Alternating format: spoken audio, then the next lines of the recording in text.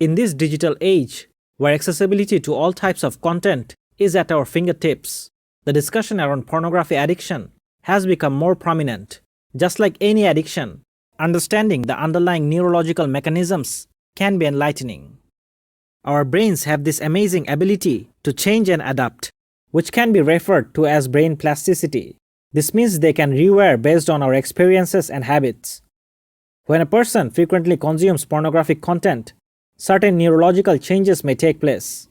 The brain's reward pathway is activated by the release of dopamine, a neurotransmitter responsible for pleasure and satisfaction. Over time, with repeated exposure, there can be a kind of desensitization.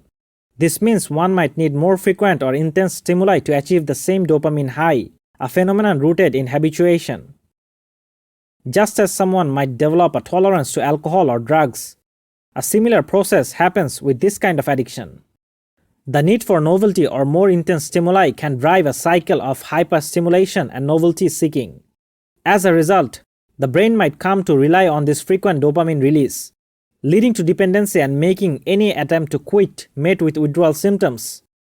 Researchers once conducted an experiment where rats were trained to press a button in order to get a drug, and it turned out that the more addictive a drug is, the more dopamine we see released.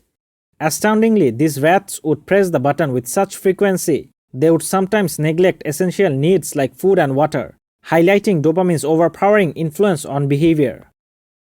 Now, where does this all happen in the brain? The prefrontal cortex, associated with impulse control, can get compromised.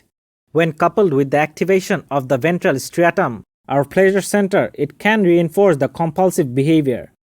Digging deeper, our brain's neurotransmitter balance gets shaken up, altering our mood and responses. Moreover, our brain's reward circuitry gets hyperstimulated, making ordinary pleasures pale in comparison, and constantly nudging us back towards the addictive content. Another vital component to consider is the hormonal changes that might occur.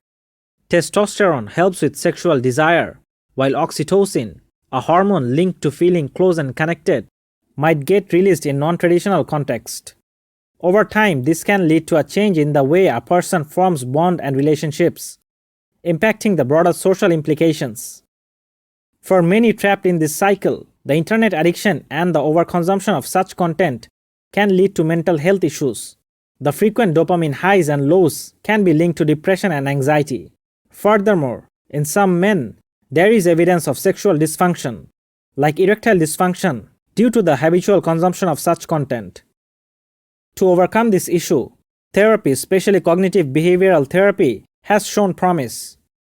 By understanding the cycle of addiction, individuals can undergo recovery. One method that has gained traction is NoFap, which encourages abstinence and has built a supportive community for those wishing to reboot their brains from pornography addiction. Another strategy is the dopamine detox, aiming to reduce overstimulation and offer a mental reset. As we continue to discuss the range and seriousness of the impacts of pornography, it's clear that there is solid scientific evidence showing its effects on the brain. In today's digital age, it's essential to acknowledge the possible dangers and think about the choice to completely avoid such materials. As always, thanks for watching. If you enjoyed the video, make sure to leave a like and subscribe to our channel. Also, don't forget to share your opinion in the comments section.